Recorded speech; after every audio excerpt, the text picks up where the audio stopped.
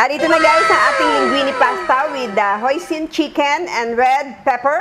Ayan, syempre titikman na natin. Hey guys! Welcome to Master Che! Today, gagawa tayo ng napakadali na pasta at napakasarap. But before we start, please don't forget to like and subscribe!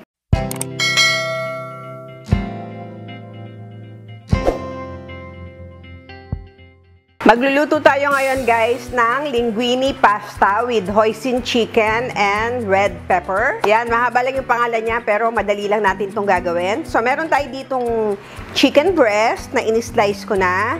Ngayon lalagyan lang natin ng hoisin sauce. Pwedeng itong gawin overnight para mas masarap.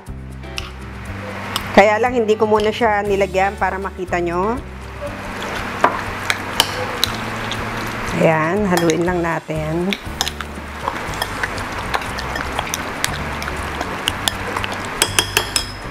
Ayan, ganyan lang. Ayun, lulutuin na natin. Lagay tayo ng olive oil.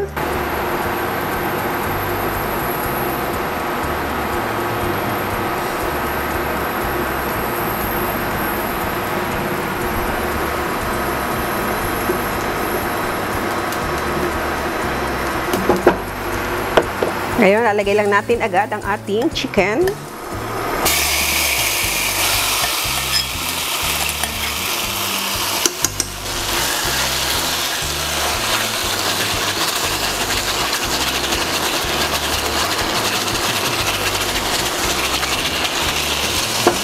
Kung ayaw nyo ng pasta guys, pwede nyo itong ulamin din sa rice.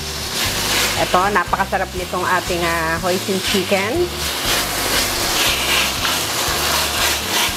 Lagay din tayo ng pepper.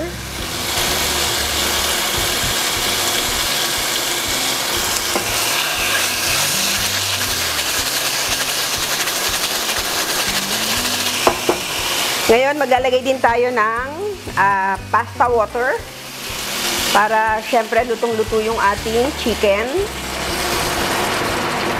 Yan.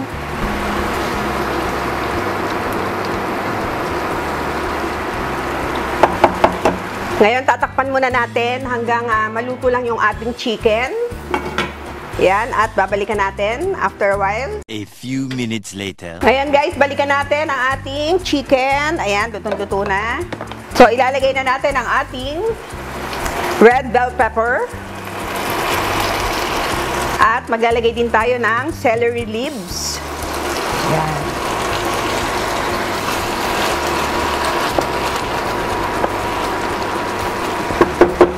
Dagdag tayo ng konti pang pasta water.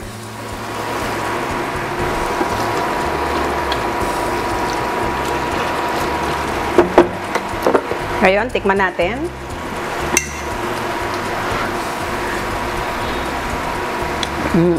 Okay na siya, pero dadagdagan lang natin ang konti pang hoisin sauce dahil baka tumabang siya pag nilagay na natin ang ating linguine pasta.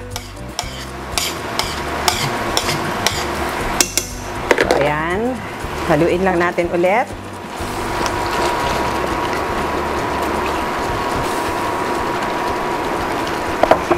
Ayan, and that's it guys. Tapos na. Ngayon, ilalagay na natin ang ating linguine pasta.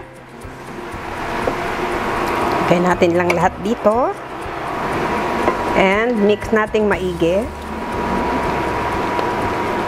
Sobrang simple guys, pero napakasarap nito guys. Ngayon, tayo ay magpi-plate na nang matikman na natin itong ating linguine pasta with hoisin chicken and red pepper.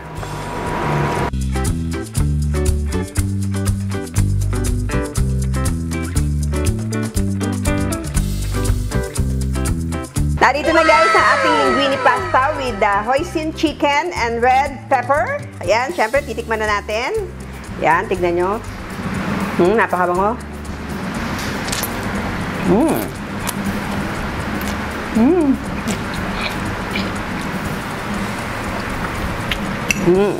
Sobrang dali lang guys, pero sobrang sarap-sarap niya. Complete meal na to guys, oh. Napakasarap. Sobrang simple at napakadaling gawin guys. Sana try nyo itong gawin sa inyong mga bahay. And please, don't forget to like and subscribe and click the notification bell para every time may bago tayong video ay manonotify kayo. And thank you so much. See you again next week. And God bless you all. Bye! Yummy!